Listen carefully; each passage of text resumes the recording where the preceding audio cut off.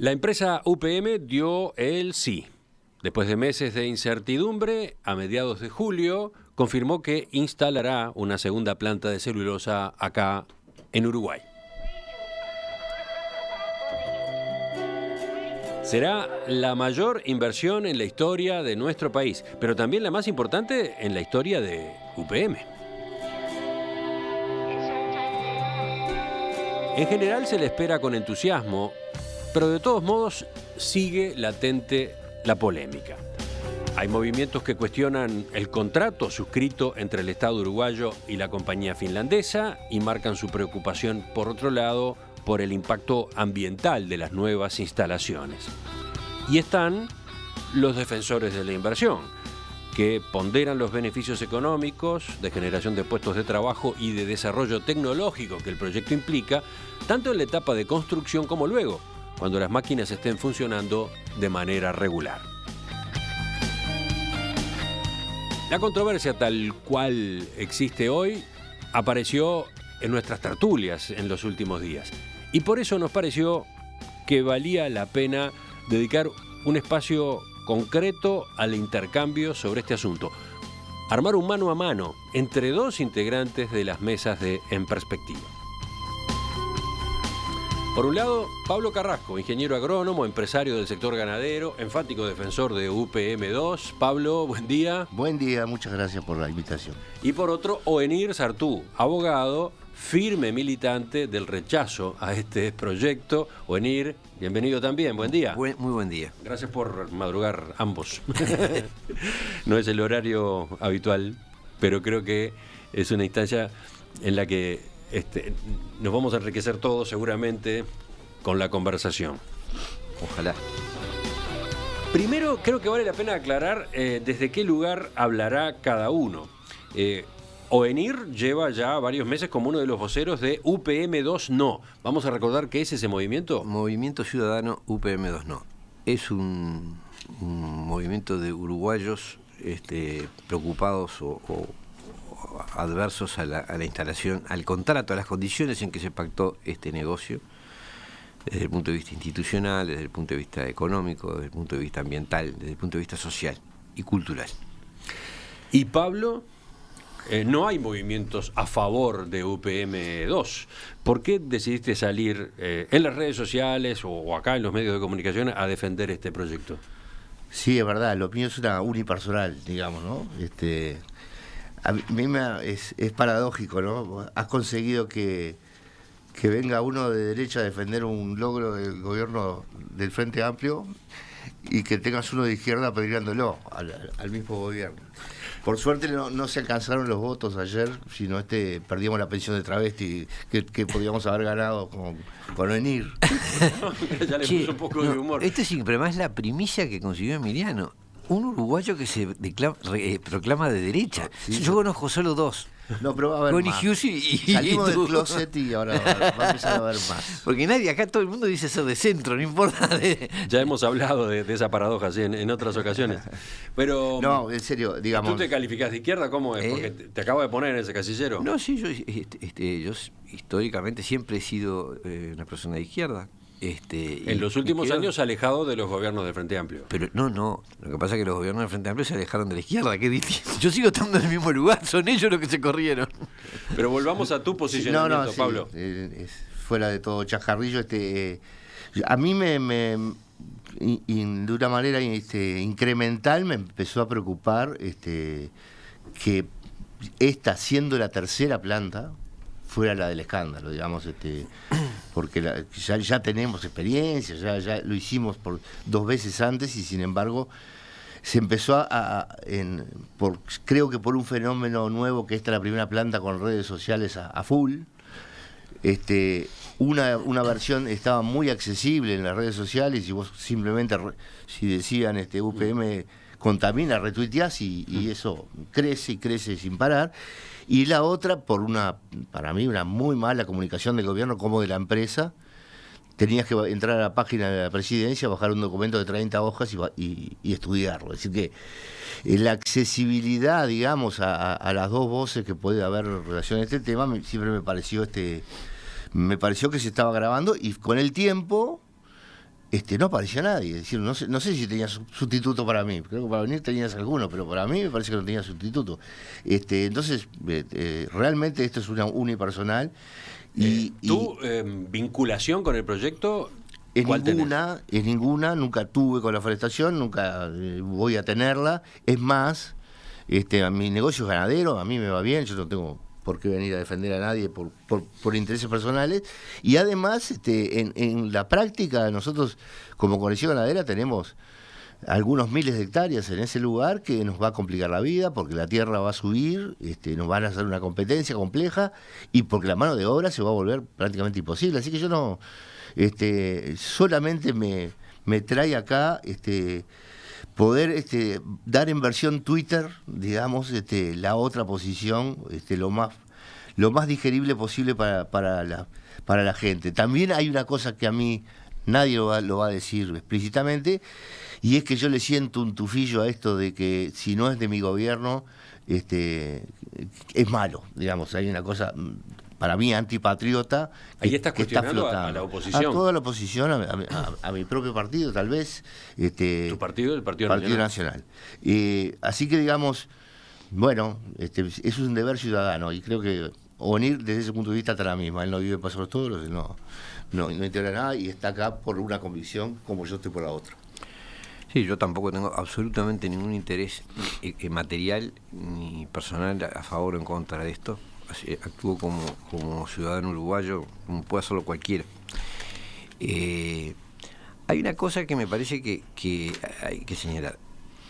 A ver, decir que el proyecto UPM no tiene prensa o no tiene quien lo defienda es porque es indefendible, digamos. Soy sincero, es decir, Emiliano lo sabe, nadie del gobierno da la cara a discutir. Esto que estás haciendo tú no lo ha querido hacer nadie del gobierno ni nadie de la empresa. Lo hemos propuesto, se los hemos planteado de mil maneras, no admiten discutir.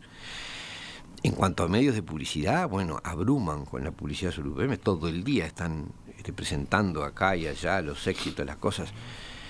O sea, no es por falta de comunicación. Lo que hay es que en sí el proyecto es insostenible. Tú hablas de una tercera pastera.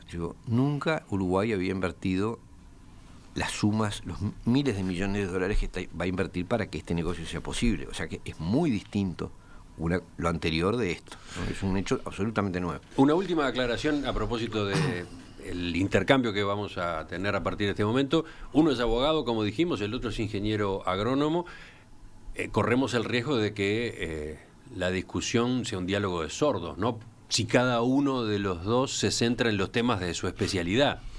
Por otro lado, no tenemos a ningún experto en impacto ambiental.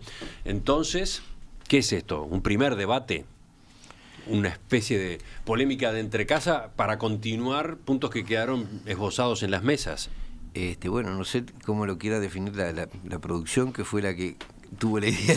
Yo lo encararía como una charla con Pablo, con quien nos hemos encontrado 1000 veces acá y hemos coincidido y discrepado en muchas cosas, donde de repente pueden surgir enfoques en que él haga más fuerza en ciertos temas y yo en otros, pero creo que otro. ¿Sobre esto último, Pablo? No, creo que no es un problema, yo... Por lo menos mi función es arrimar información, digamos. Yo en lo jurídico no voy a seguir un atrevido si terciara con venir. Así que yo lo que voy a aportar en lo más posible es sentido común, no va a haber ningún tecnicismo y que no sean datos duros que lo que yo tengo. Vayamos entonces primero a un enfoque general. ¿Por qué es positivo o negativo para el país este proyecto?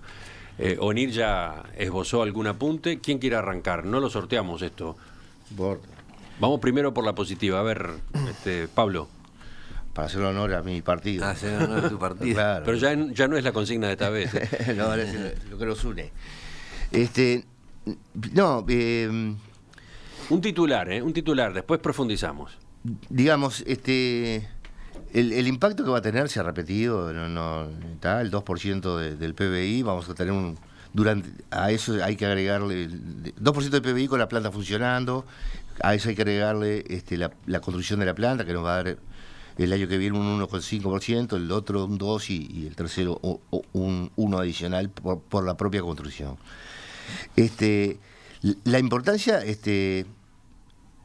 realmente entiendo de que es muy distinta cuando tú la mirás desde el lugar donde se va a instalar que si la mirás de la perimetral hacia Montevideo. Yo creo que la discusión a mí me suena absolutamente ciudadana y que la perimetral es la frontera con Brasil, ¿no?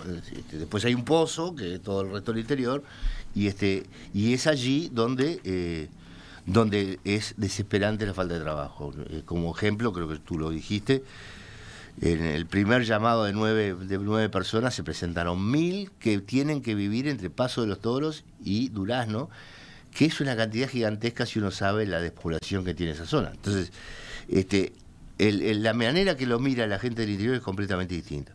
El impacto la planta le pone además a la cadena forestal un horizonte temporal bastante infinito. Es decir, si vos lo que tenés son troncos, bueno, es una comparsa que agarra los troncos, los sube al barco y se va.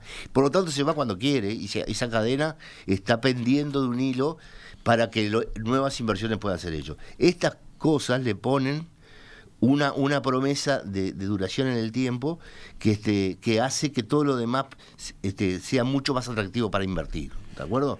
Vos tenés esa firmeza.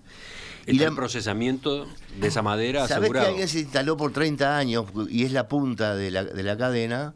Es distinto a que si vos es como vender lana o vender soja, digamos, si no tenés quien que te la reciba, ¿no? En la planta tiene un impacto tan grande que en una charla del miércoles de Gabriel Odone, él mostró que el efecto de la planta compensa, esa es la palabra que usó, compensa el obligatorio ajuste fiscal que vamos a tener que hacer el año que viene. Así que de esa manera me parece que, sobre todo para la oposición, es una noticia muy bienvenida, o para el próximo gobierno, que sea cual fuere, por esa potencia de esta inversión. Así que ahora escuchó a Ovenir con un primer enfoque de por qué no, UPM2 no. Bueno, yo digo, porque esa información es una mirada absolutamente parcial del asunto. Es decir, la mayor inversión que va a existir es la del Estado uruguayo, que se va a endeudar en 4.000 millones de dólares para que esta empresa se instale. El PBI que va a subir es en los papeles. Ese número de 4.000 millones después tenemos que verlo, ¿no? Y bueno, pero son 2.200, sigamos. para hacerla fácil, 2.200 del ferrocarril y su crédito, es decir, sus intereses, es decir, el préstamo para ese ferrocarril y sus intereses, suman 15 años 2.200 millones. Estas son cifras oficiales, ¿no?, que se han manejado. Y la compra de energía eléctrica, lo dice el nuevo contrato, son casi 70 millones de dólares por año. Calculan, o sea que por año se van a tener que pagar fácil, según mis cuentas, 230 millones de dólares. Y dicen que va a recaudar 170 de impuestos. Para mi gusto estamos perdiendo plata, pero bueno, con mirada así sencilla, de bolichero, ¿no? Digo, lo que entra y lo que sale. Entonces, ese PBI ni siquiera es real, porque no es lo mismo que el PBI aumente 2 puntos en base a empresas que aportan en Uruguay todo lo que corresponde, a que aumente en base a una empresa que, primero, hay que ponerle más de lo que la empresa va a invertir, sin llevar ninguna utilidad, y después está exonerada de una serie de impuestos, lo cual hace que el PBI ese no sea lo real, es una cosa que va a figurar en los papeles y que va a servir para que el país esté mejor calificado y pueda seguir pidiendo dinero prestado, pero no es un ingreso genuino como correspondería al aumento del PBI con otras actividades hechas en el Uruguay, ¿no? El 30% de la cadena forestal que va a generar UPM2 está en zona franca, el 70% está afuera y no tiene zona franca. Aprovecho para decir que sí tiene zona franca afuera Montes del Plata y nunca lo tuvo UPM, ¿tá? Así que los montes de Montes del Plata están en zona franca, pero en el caso de UPM2 es solo la planta. Y de eso es decir, ya UPM1, porque el tema es que como nos olvidamos de UPM1, que tiene 10 años para demostrarlo, ya UPM1 paga 180 millones de dólares en sueldos, que se gastan en la vuelta. Ya UPM1 aumentó un 1.4 el Producto Bruto Interno y generó el 7% o el 8% de la energía. Los impuestos que paga UPM1, porque Avenir está dando la idea como que no van a pagar nada, son 90 millones a través de esa cadena. Entonces, si tenemos esos antecedentes, es decir, esto yo lo he escrito en el diario, es un síndrome de Gualeguaychú, lo que nos parecía inescuchable de la gente argentina, hoy lo estamos repitiendo, como si no hubiera información previa como para saber si eso es cierto o no. Yo insisto, todos esos ejemplos que tú pones sobre UPM1, nosotros no habíamos puesto 4.000 millones de dólares, no nos habíamos endeudado. No, es otro tema, es el centro del tema. Cuando tú planteas un negocio hay que mirar cuánto ponemos y cuánto sacamos. Y bueno, lo que ponemos me da abrumadoramente más que lo que sacamos. Entonces, los ejemplos que traes sobre las plantas anteriores no me parecen adecuados, porque Uruguay nunca había hecho una inversión de esa naturaleza. Y hay otra cosa que quiero decir. Tú hablabas recién ese argumento emocional de que hay que mirarlo desde el interior. Sí. El interior no existe, no hay un interior. Hay muchas localidades y muchos departamentos del interior con perspectivas y situaciones distintas.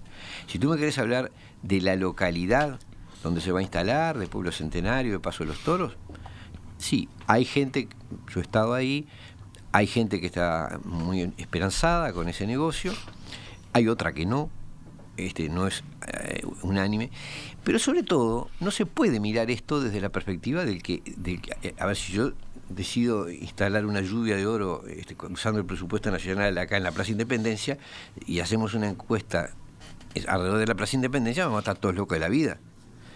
Pero esa no es la mirada, porque la inversión para instalar la planta no la va a hacer solamente la gente de Pueblo Centenario ni la de Paso de los Toros, lo va a hacer todo el país. Entonces, que tú me digas eso, que en Artigas, en Rivera o en Rocha celebran, no porque no los afecta, no los beneficia, nada, van a pagar cuentas de beneficios que no van a tener. Acá Avenir ha puesto como 3 cuestionamientos, las inversiones que hay que hacer, que el Estado debe hacer para que la planta de UPM2 sea viable. 2, el endeudamiento que vendría de la mano de esas inversiones. Y 3, lo que se deja de recaudar por beneficios fiscales que se le otorgan al proyecto. Creo que sería bueno que después de la pausa nos detuviéramos justamente en estos aspectos. Ya continuamos en este debate entre Pablo Carrasco y Ovenir Certú, 2 tertulianos, uno a favor, otro en contra de UPM2. UPM confirmó el mes pasado que instalará su segunda planta de celulosa en nuestro país. Será la mayor inversión en la historia de Uruguay y en general se le espera con entusiasmo por la dinamización de la economía y por los puestos de trabajo que genera, tanto en la etapa de la obra como luego cuando esté en funcionamiento. Pero también está planteada una controversia que incluye aspectos como el impacto ambiental y lo que el Estado pone para hacer posible este emprendimiento. A partir de discusiones que fueron dándose en las tertulias de En Perspectiva, hoy hemos armado un intercambio entre 2 de los integrantes de las mesas. Pablo Carrasco, defensor categórico de la nueva planta de celulosa y las inversiones conexas, y Ovenir Certú, ferviente crítico de este proyecto, uno de los voceros del movimiento UPM2 No. Recién en su última intervención, Ovenir ponía el foco en números, en algunos números. Por un lado, lo que el Estado uruguayo tiene que invertir para que sea viable la segunda planta de celulosa de UPM ubicada en Pueblo Centenario, en el departamento de Durazno, sobre el Río Negro. 2, el endeudamiento que se asume. Y 3, los beneficios tributarios, los incentivos tributarios que se aprobaron para este proyecto. Vamos contigo, Pablo, a propósito de estos puntos. Son 2 temas, ¿de acuerdo? Lo que Uruguay va a poner y los privilegios de UPM. Bien, vamos a dividir a su vez en 2, entonces, sí, de acuerdo. Entonces vamos con lo que Uruguay va a invertir, ¿no? Esta cifra que se repite tanto, los 4.000 millones, se la acaba de explicar Ovenir, incluye un ítem, por ejemplo, que es la luz, ¿no? La energía eléctrica que se le va a comprar, a UPM2 durante 20 años, que va a tener justamente una generadora en base a biomasa. Bueno, poner como inversión un insumo que tú compras y volvés a vender está mal. No puede estar la energía eléctrica que vas a comprar salvo que pongas una fábrica de rayos y la utilices tú. Si no, esa luz la va a pagar la gente o la va a pagar Argentina o la va a pagar Brasil. Así que digamos, no está bien desde el punto de vista contable decir que algo que voy a comprar, que es un insumo y lo voy a vender, es una inversión. Esa era la primera cosa. Es una inversión disfrazada. No es una inversión. Sí, en economía no es una inversión. Después lo argumentamos. Eso sí, realmente. Cuando pueda contestar. Economía 1 no es una inversión, es un insumo que se compra. Ni tú ni yo somos economistas. Pero yo soy los agrónomo, dos hablando de cifras que nos contaron. No, pero yo soy agrónomo y los agrónomos sabemos un poquito de todo. Sí, ¿no? Y en la única materia de economía que tengo claro diferenciar una inversión que es algo permanente y de un insumo que va a pasar por el país. Segundo, la luz no se precisa, según Onir. Ese es un argumento que se ha manejado. Sí, el Uruguay ha desarrollado una matriz de generación de energía eléctrica, por ejemplo, con las inversiones en energía eólica, y no solo esas, que haría que no fuera necesario ir a comprar esta otra, la proveniente de la planta de UPM. Perfecto. Hoy toda la luz que se genera y cuando sobra en una manera muy irregular se exporta, cuando no sobra no se exporta, y el aporte que va a hacer UPM de energía va a ser más o menos el 10% de lo que hoy consumimos, ¿de acuerdo? El consumo de energía uruguayo desde hace muchos años, con la luz más cara del planeta, crece 3%. Así que la primera 3% venta anual. Así que la primera venta que va a hacer UPM, ya vamos a haber crecido 9% en 3 años lo que consumimos de energía. De manera que lo único que va a hacer UPM es compensar el aumento de consumo que se produjo. Después, la otra parte que pone Onir como inversión es ellos lo que hacen es, tienen las cuotas, 15 años, ¿no? 15 años son las cuotas de que va a pagar el país, que va a pagar una obra que cuesta 800.000 millones de dólares y le va a terminar pagando 2.200 porque la financia. Estás hablando del ferrocarril central. Ahora el ferrocarril central que se empieza a pagar el día que el ferrocarril esté en funcionamiento, ¿no? Exactamente. Que se financia con una PPP que tiene varias particularidades, además de ser bastante caro como sistema, tú no solo le pedís dinero a alguien para hacer una obra, le dejás el riesgo de cumplimiento de esa obra y por lo tanto las tasas con PPP siempre va a ser un poco mayor. De todas maneras... Lo que se paga es la obra más el mantenimiento. Más el mantenimiento durante 30 años. La obra en sí cuesta menos de la mitad de lo que está haciendo Onir. Onir lo que está diciendo es eso que vemos en las publicidades de te ofrece algo en cuota y dice abajo precio total financiado.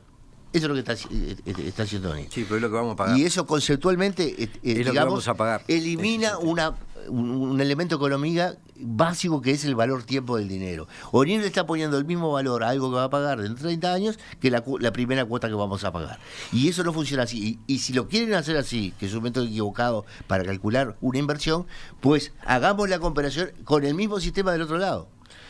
Son los 3.000 millones de ahora, más 30 años de 120 millones de impuestos, vamos a sumarlos todos y vamos a comparar. Es decir, lo que no podemos hacer es usar una metodología, para mí errónea desde el punto de vista económico, para evaluar el gasto del Uruguay y usar otra completamente diferente para evaluar el retorno y los beneficios. Entonces, no son 4.000 millones de dólares porque la luz no puede estar ahí. Es más de 4.000 millones de dólares.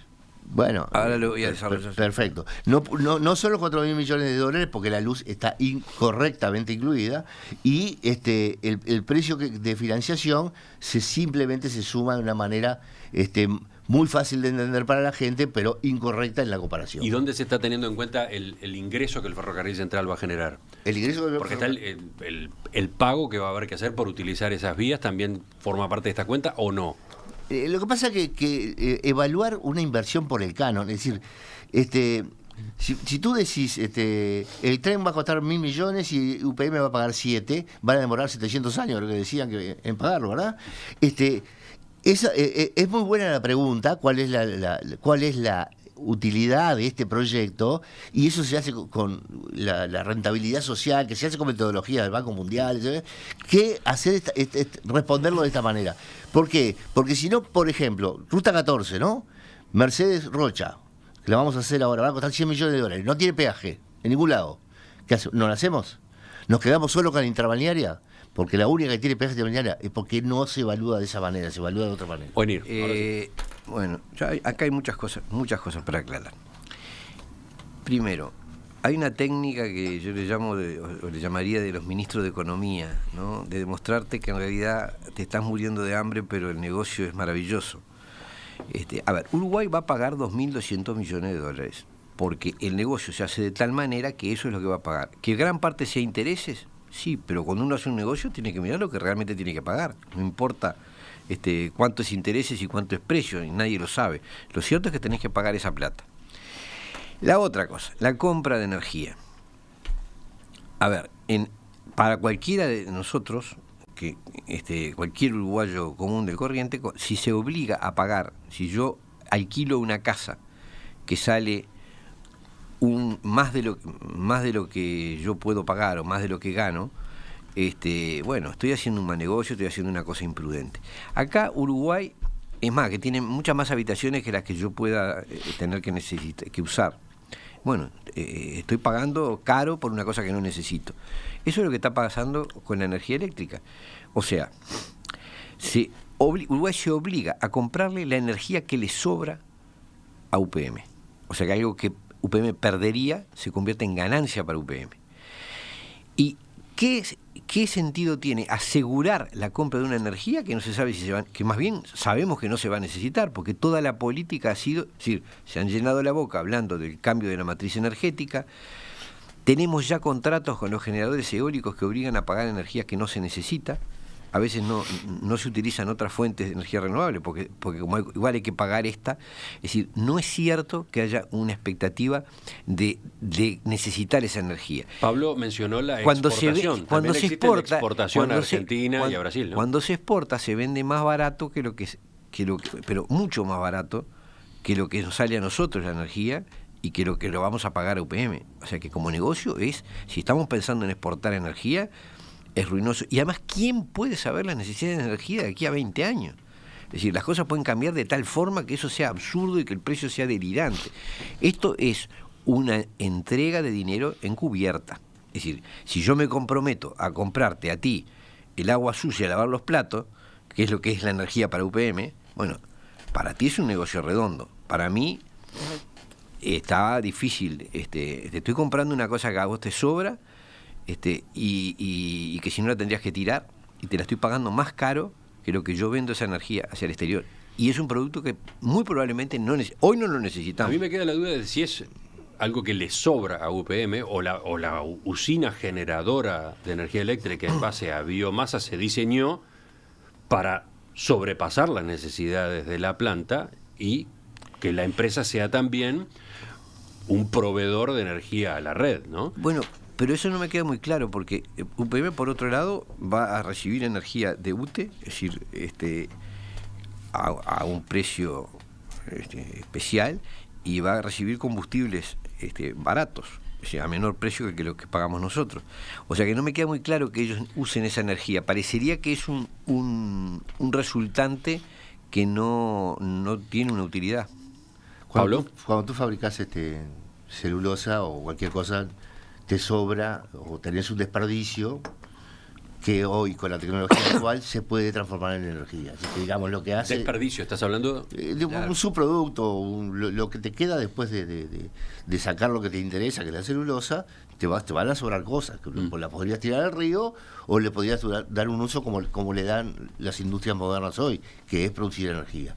La energía que va a vender UPM es lo que se llama energía firme, porque la cantidad que cada día se va a producir es conocida, por lo tanto de alto valor. La otra energía firme que podríamos hacer es una termo la que teníamos antes, una central a gasoil o fuel oil, que el costo son $300 por megawatt contra los 72,5 que es acá. Entonces, no es que planificó una cantidad de energía, es que si no eso se transforma en energía, se transforma en contaminación. Y entonces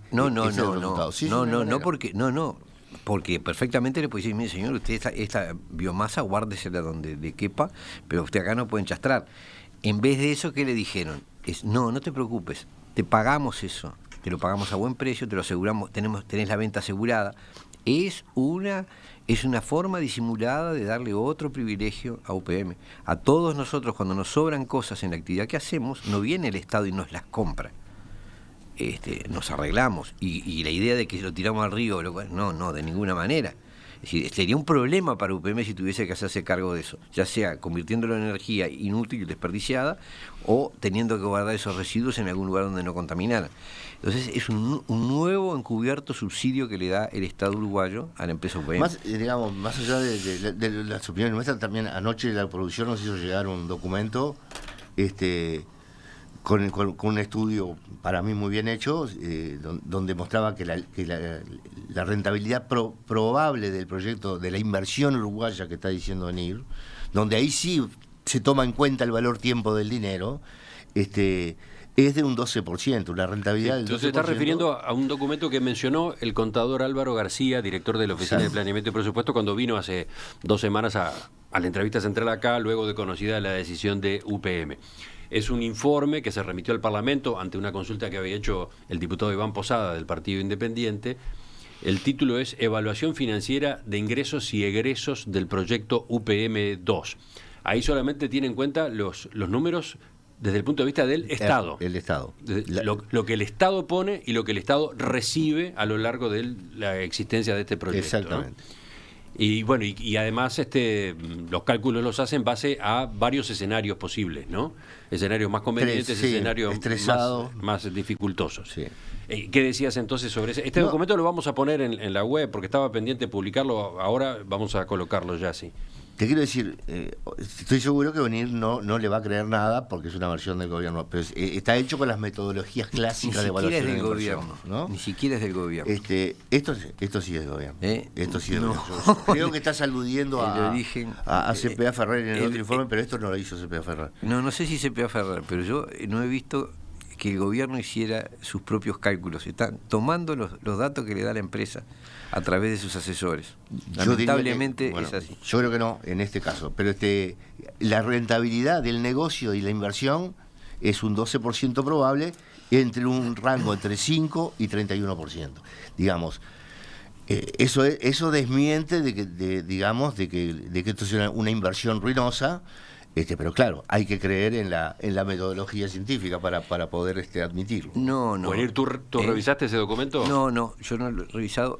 Yo lo que veo es lo que dice el contrato, cuánto paga uno y cuánto paga el otro. Y me da abrumadora mayoría. A ver, hay una cosa que hay que tener claro. Cuando me suman los impuestos como ventaja, los impuestos los paga todo el que establece una empresa. Una cosa es el pago de impuestos, el Estado no pone nada y te cobra impuestos, eso es el régimen que se aplica con todo el mundo, y con esta gente el Estado paga de una o de otra manera en 20 años más de 4.000, y después te voy a hablar de cosas que no están calculadas ni ahí ni en los papeluchos esos que hacen circular la empresa y el gobierno. El Estado va a poner 4.000 millones, se obliga a pagar 4.000 millones de dólares, 4.000 largos, y no tiene por esa inversión de capital no tiene un retorno. Lo que tiene es un impuesto que le cobraría, si UPM viniera y pusiera todo el capital, les cobraría igual esos o más impuestos. Más impuestos porque acá se lo exonera de muchas cosas. Bueno, pero justamente el trabajo pone del otro lado de las cuentas los ingresos por impuestos, teniendo en cuenta incluso que una parte de la inversión se desarrolla en zona franca y por lo tanto tiene un tratamiento diferencial en esa materia. Todos los ingresos, pero esa es la engañifa. Son los que dan esa rentabilidad de la que hablaba después Pablo. Pero sumar los impuestos como parte de la ganancia. Cuando tú invertís un capital, esperás un retorno de esa inversión. ¿Quién va a cobrar los impuestos? ¿Quién va a cobrar los impuestos? Pero a ver, si los 7.000 y pico de millones de dólares que costara la planta, que cuesta hacer toda la infraestructura, incluida la construcción de la planta para que funcione, los pusiera todos UPM, el Estado recaudaría los mismos impuestos. Acá está poniendo más de la mitad del dinero necesario para recaudar. O sea, que el impuesto no se puede contabilizar como ganancia de un negocio. ¿Tá? Porque el impuesto lo paga cualquier hijo vecino que viene con su propio capital. Pero cuando vos vas a poner, espera, déjame, yo te escuché a ti, cuando vas a poner dinero en mayor cantidad de dinero que la que pone el supuesto inversor, y no llevas nada por concepto de utilidad, si no hay negocio para ti, toda la ganancia de la venta de celulosa desde Zona Franca es para UPM, bueno, está mal mirado como negocio. Esto es que venga no hay dos, es decir, ¿quién puede demostrar que un negocio en el que invertís dinero y no llevas un peso de ganancia por el capital invertido es un buen negocio? Es mal negocio. Uruguay... Lo que pasa es que, a ver, si yo entiendo, acá lo que tenemos que considerar es una inversión que no existía. Una planta de celulosa, claro, y las instalaciones y conexas. 4.000 millones de dólares que no teníamos que pagar. Por ejemplo, la terminal especializada en el puerto de Montevideo, etcétera, que no existían, que van a generar puestos de trabajo, que van a provocar exportaciones, etcétera, mover la economía alrededor. Emiliano, para que esa inversión sea posible, porque en principio no está, el Estado decide hacer una serie de inversiones. Otra inversión más grande que la que van a traer. Entonces, yo digo, entonces, cuando tú invertís dinero, esperás utilidad. Lo que este informe calcula es qué pasa desde el punto de vista nada más que del Estado, entre lo que pone y lo que recibe. Y después están todos los otros efectos de la inversión que van a la actividad privada, al mercado, digamos. No conozco ese documento. Considera como ventaja del asunto, supongo, los sueldos y los impuestos. No. ¿Los impuestos solo? Los impuestos, ¿Solo con impuestos? No, no me acuerdo, pero un par de cosas más. Bueno, pues yo te insisto en una cosa. El impuesto no es ganancia de un negocio. Cuando tú invertís capital, cualquiera que invierte capital espera retorno de ese capital, espera utilidades de ese capital. Acá hay cero utilidad. Lo que están presentando como ventaja son impuestos que se le cobra a cualquier inversor, sueldos que paga cualquiera que instale una empresa. Es decir, te digo, el resto de las empresas del Uruguay pagan impuestos y pagan sueldos. Acá se está considerando solo las cuentas desde el punto de vista del Estado. Dice acá, el análisis compara estrictamente flujos financieros. En este sentido, no se toman en cuenta ningún tipo de externalidades. Por ejemplo, reducción de la accidentabilidad o impactos socioeconómicos, desarrollo territorial, desarrollo de la cadena forestal, generación de empleo, impulso al capital humano e innovación en la zona norte o de reputación internacional en materia de inversiones. Esos elementos son consignados en el informe precedente, en otro informe y en los informes adicionales que se anexan al expediente y no son materializados cuantitativamente en este cálculo del flujo de fondos. Si no cuentan ni sueldos ni impuestos, ¿cuáles son los ingresos que según ese documento tiene Uruguay? No, impuestos no se calcula y los cánones los calcula. Por eso, está presentando como ganancia de un negocio el impuesto que cobra el Estado. Pero si el Estado es el que pone la plata, el Estado es el que recibe el impuesto. Y por eso, ¿cómo no lo va a calcular así? No lo puede calcular así, porque el impuesto lo paga cualquier inversor. A ver, compará UPM, sino cualquier otro negocio que hubiese por ahí, el tema le va a cobrar impuestos, le cobra impuestos a todos. A UPM, si le contabiliza el cobro de impuestos como ganancia del capital, es las cuentas del bobo, ¿no? Porque yo pongo toda la plata y después me beneficio cobrando los impuestos por la plata que yo puse. Está mal encarado eso, no es verdad. Hay formas de manejo de la economía que son engañosas. Hay una práctica, es un discurso que suelen hacer los ministros de Economía, en que vos te morís de hambre, pero te demuestran que en realidad te estás enriqueciendo. No porque la tasa de esto y el retorno de ya y la expectativa de... Bueno, yo te digo, si vos pones 4.000 millones de dólares y lo único que vas a sacar de ganancia es un impuesto, bueno, es un muy mal negocio, porque el impuesto se lo pagan todos los demás inversores del país, todos los demás comerciantes y empresarios del país.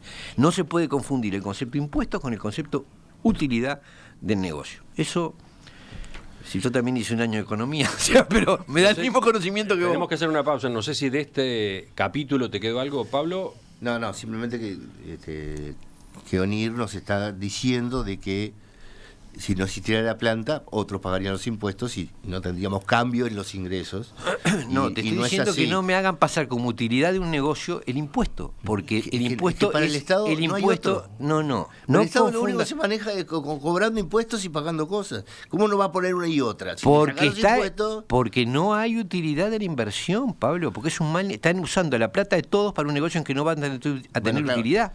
Pero, Lo que pasa a es ver, que ahí me tu queda- ateísmo respecto a las demás ciencias, Ahí me la quedo- economía. No hay ateísmo, es Pero claro, clarísimo. si Si no yo tengo creemos 10 en pesos, nada, si sí, yo no, tengo claro. 10 pesos en el bolsillo Es muy difícil. y los entrego y no recibo nada a cambio, no preciso hacer Pero ahí me ningún queda curso una de duda. economía. Cuando tú decís que cualquier empresa paga impuestos, efectivamente es así, cualquier empresa paga Claro. impuestos. Pero cualquier empresa, todas esas empresas, también de hecho, para desarrollar su actividad, están utilizando, están aprovechando infraestructura en la que el Estado invirtió. Están aprovechando desde tendidos de cables para la energía eléctrica, tendidos de telefonía, fibra óptica, las calles, las carreteras, los puentes. Toda empresa duda. está utilizando inversiones que el Estado realizó. Claro, pero- y en este caso resulta que para que esta inversión se pueda implantar se necesita hacer una inversión extra, una inversión en una infraestructura que no está. De eso estamos Pero hablando. ninguna de esas empresas tiene una infraestructura hecha exclusivamente para ellas. No es exclusivamente no, para ellas. perdón. Pero Es- de hecho es- en los impuestos termina estando incluida, escondida, toda esa infraestructura que esa empresa está utilizando, cualquier sí, empresa. pero esa infraestructura no se le hace en exclusividad a la empresa. Es decir, ¿qué empresa tiene un ferrocarril que va de la puerta de su casa hasta el puerto? Además tiene el puerto. Además tiene un viaducto que se le construye para ella. Además se le asegura, y esto no está en las cuentas, se le asegura el uso privilegiado del agua del Río Negro. ¿Por qué? Porque hay que asegurarle un flujo mínimo de agua.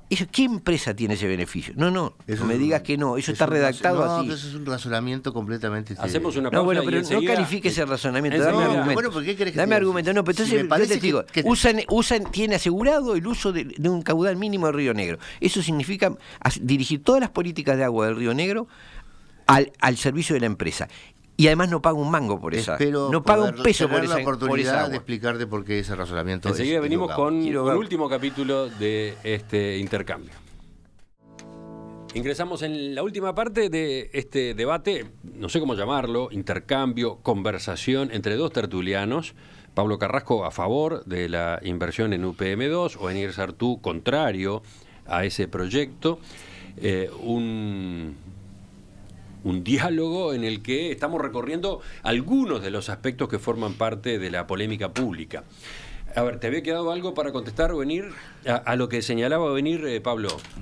No, yo prefiero pasar a otros temas por lo corto del tiempo que hacer este fe de ratas.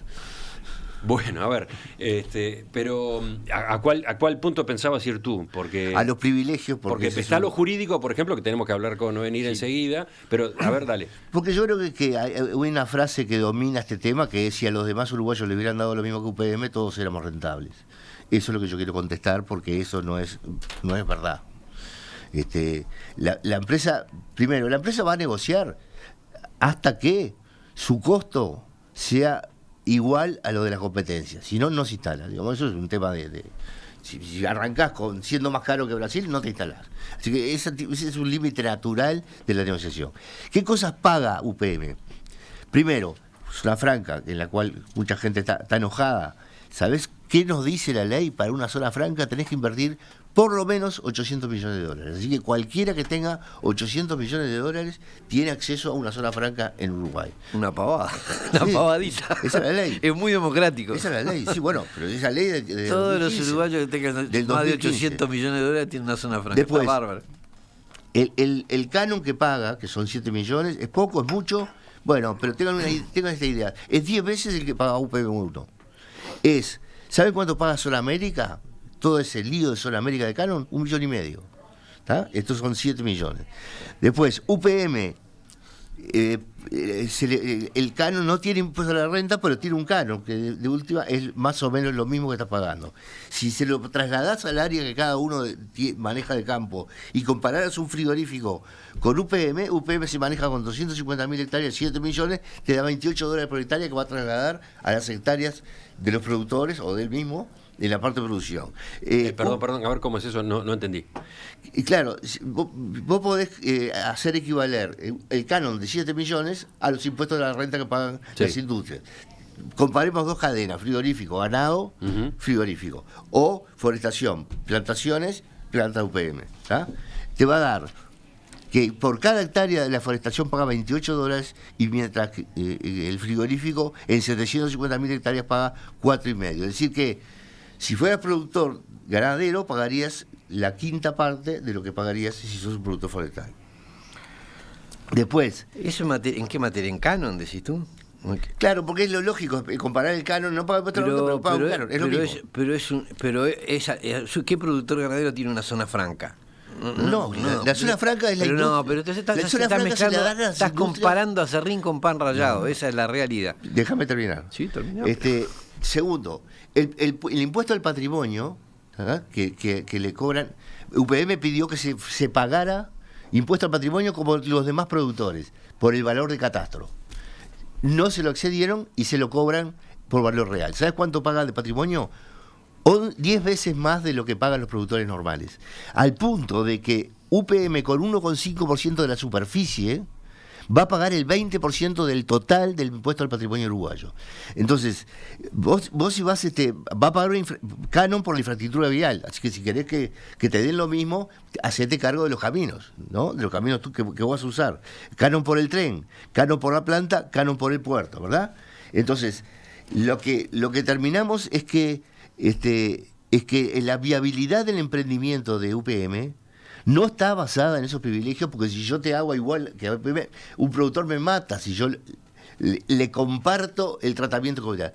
UPM funciona en este país donde no funciona nada, primero porque la productividad de la mano de obra es 50 años adelante de nosotros. Una persona gana muchísimo y produce 100 veces más que un uruguayo. Y porque la electricidad propia, porque la genera el mismo, no tiene los efectos del Uruguay caro. Esas son las razones por las que UPM es rentable, y si los demás quieren que se lo trate igual, se van a lamentar. Oenir, ahora tú. Yo digo, sinceramente, todo esto son cálculos hechos en el papel. En la realidad, Uruguay va a poner 4.000 millones, va a pagar en estos 20 años 4.000 millones de dólares y UPM va a pagar 3.000.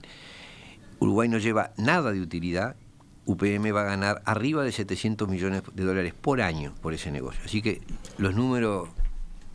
Está muy lindo dibujar con porcentajes pero la realidad es esa, en pesos es eso.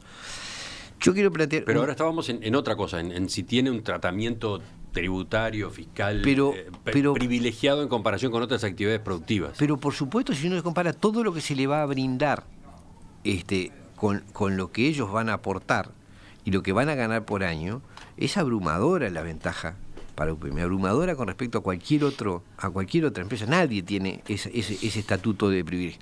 Fíjate que el razonamiento de Pablo es todo el que tiene, es lo mismo que dijo Astori en Pueblo Centenario. Esto está al alcance de todo el mundo que tenga más de 800 millones de dólares. Por favor, digo, eso, hablar de eso es tomarnos el pelo, no tú, Pablo, sino el gobierno al plantear eso. Pero yo quería ir al tema jurídico. Al tema jurídico, que significa, en realidad es esto, ¿no? Es decir, ¿cómo es posible que un negocio de este monto lo haga el Poder Ejecutivo en secreto, sin consultar al Parlamento, sin consultar a nadie, sin una ley que lo habilite, sin que la sociedad pueda plantear o bien un referéndum o bien una acción de inconstitucionalidad? Esto es un tema desde el punto de vista institucional gravísimo, porque hoy se hace este negocio, mañana cualquier otro, con esta lógica de que el gobierno de turno puede acordar cosas por 50 años, obligar al país presupuestalmente durante 50 años, sin ningún control. Estamos usando un régimen que es casi dictatorial, ¿no? Es decir, cero control. ¿Qué decís tú sobre ese aspecto, Pablo? No, en eso yo le doy totalmente la derecha a Oenir. Yo no soy abogado, así que sería un atrevido. Si lo que dice Oenir es cierto, adelante. Y si quieren colgar a los gobernantes con alquitrán y pluma y pasarlo por la plaza, yo lo apoyo. Digamos, no tengo problema. Lo que sí que no quiero que quede rehén una cosa que le cambie la vida al Uruguay. Simplemente yo no voy a entrar en un terreno, sería un atrevido. Lo del cambio de... En perspectiva, ideas, debate y tendencias. El tiempo se terminó, pero los puntos a discutir no, quedan unos cuantos afuera. Por ejemplo, prácticamente no hemos entrado en el capítulo ambiental, aunque capaz que ese en especial podemos abordarlo con especialistas en la materia, que no es el caso de ninguno de los interlocutores que se encuentran hoy con nosotros. En todo caso, ¿algo que pueda añadirse antes de la despedida? Sí, por lo menos darte un dato en la parte ambiental, es que tenemos una historia en el río Uruguay con UPM1. Yo no sé si la gente sabe, pero la contaminación del río aguas arriba de UPM1 es mayor que aguas abajo de UPM1. Es decir, el agua que toma y trata UPM1 mejora la calidad del río después que pasa por esa fábrica. Eso para tener una idea. Igual, como no nos queremos fijar en esos 10 años de experiencia, y decimos, pero este es un río más chico, que ha sido el gran argumento. Yo te quiero contar que en Finlandia hay un río que se llama Vuoksi, que tiene un caudal de 540 metros cúbicos por segundo contra los 650 del Río Negro, así que es más chiquito, y tiene 15 plantas de celulosa en sus 162 kilómetros de largo, y que después se saca el agua para el consumo humano de Helsinki. Es decir que hacernos los ecologistas con UPM, nosotros, sin credenciales, es decir, que no tenemos ni idea de lo que está pasando en el río, es una cosa completamente absurda para un país que está en el top 10 de los países más cuidadosos del ambiente.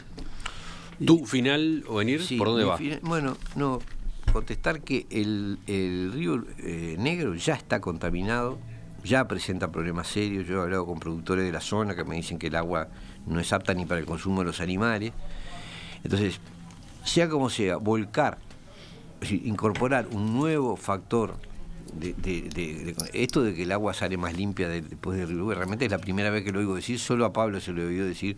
Nadie ha dicho eso de que el agua mejore por la instalación de la planta. Eso ya me suena casi surrealista, porque si vos pensás que esa planta va a volcar fósforo, va a volcar nitrógeno, va a volcar agua a mayor temperatura, decir que eso mejora el agua, me parece, si querés decir otra cosa, pero en la mejora no la veo.